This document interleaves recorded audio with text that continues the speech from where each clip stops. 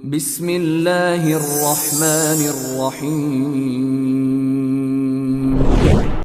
Ini yang diisyaratkan oleh Nabi Sallallahu Alaihi Wasallam setiap akan beliau salat, setidaknya menghadap kepada jamaah itu selain mengatakan istau, kan? Ya, beliau juga mengatakan apa? Sallu salatal muwadda'.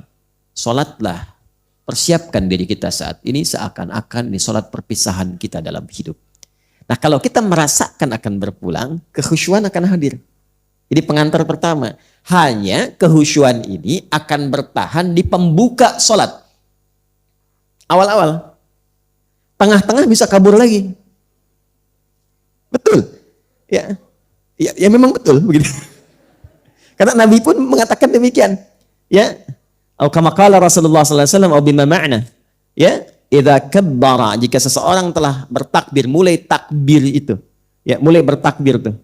Fayaqulu syaitanu, maka setan akan mulai berkata, uzkur kada, ingat ini ya, ingat itu ya. Jadi kalau sebelum takbir, kita bisa merasa fokus, gak ingat apapun, siap sholat saja. Qad qamatis shalah, iqamah kan? Qadnya li taqrib, untuk mendekatkan. Ayo sudah mulai akan sholat, siap. Siapkan hati, khusyukkan, mungkin akan wafat. Kita siap tuh, tapi kalau sudah mulai bertakbir, setannya mulai datang, ingat ini, ingat itu. Allahu Akbar, ingat mobil, jemuran, status belum diupdate, apa macam-macam muncul semua. Ya, hatta la yash'ural musalli kam raka'atan yusalli, sampai ada orang salat tidak sadar berapa rakaat sedang menunaikan salatnya. Itu kata Nabi. Kalau Nabi bersabda demikian pasti terjadi. Salat subuh tadi berapa rakaat? 2. Ada yang 3. Ibu tadi salat subuh? Kesiangan berarti, ya. Tadi dia subuh. Ya. Ada yang 3, padahal cuma 2. Maka untuk bisa mengurangi itu dan bisa menepikan hal yang mengganggu supaya bisa fokus dalam sholat, salah satunya apa? Salah satunya adalah mencoba mempelajari, memahami bacaan-bacaan yang dibaca dalam sholat. Itu isyaratnya ada di Quran surah ke-29 ayat 45. Utlu ma uhiya ilaika minal kitab wa aqimis salah. Sebelum Anda menunaikan salat, kata Al-Quran, sebaiknya baca dulu, pahami dulu, lalu amalkan, praktekkan apa yang telah dipahami itu. Itulah salat yang ideal. Tidak paham itu tidak berdosa, gugur kewajiban. Jadi kalau kita, bukan kita, kalau ada orang yang salat, tidak mengerti, tidak paham apa yang dia baca, tapi dia benar secara fikih, dari takbir sampai dengan salam, itu menggugurkan kewajiban, tidak dosa. Kewajiban gugur, pahala ada. Hanya kekhusyuan belum tentu diraih sempurna, dan manfaat sholat dalam kehidupan belum tentu bisa didapat. Ya, apa di antara manfaat itu? Teruskan ayatnya. Innas sholata tanha 'anil fahsya wal munkar. Sholat yang benar, yang paham bacaan ini, yang mengerti tentang gerakan-gerakan kenapa mesti begitu, sehingga saking pahamnya ruku tuh terasa nikmat, sujud tuh enak gitu ya. Sampai banyak kisah dulu kita dapati, ada orang sedang sholat, anak panah lewat pun diam saja, ya kan? Ada kan yang demikian itu ya. Terus ada kisah yang sangat viral di antara seorang sahabat itu yang terkena duri di kakinya.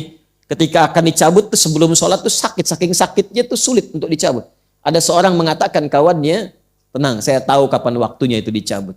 Ketika dia sedang sholat, baru kemudian dikeluarkan itu, durinya itu, dan tenang saja, tidak ada perubahan ekspresi bahkan di wajahnya. Ya.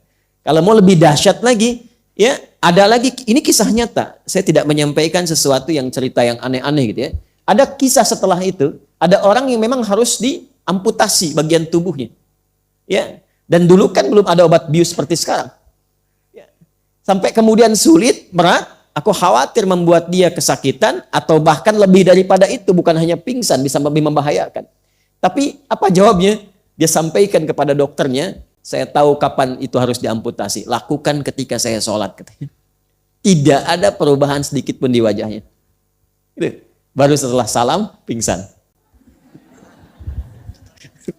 Setelah salam, pingsan. Tapi itulah sholat orang-orang dulu, kualitasnya demikian.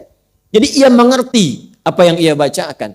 Bahkan baru takbir pun sudah ada getaran pada jiwanya. Itu sudah takut. Saya kan dulu pernah ajarkan di sini kan.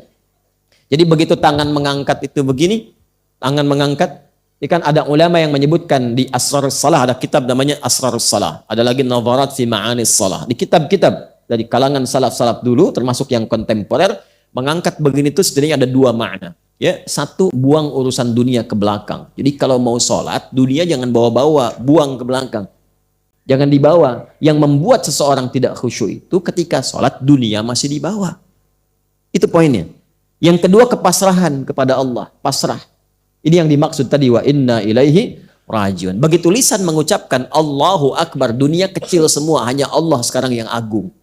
Ya, tapi itu secara hikmah, kalau paham makna, itu dalam ke hatinya.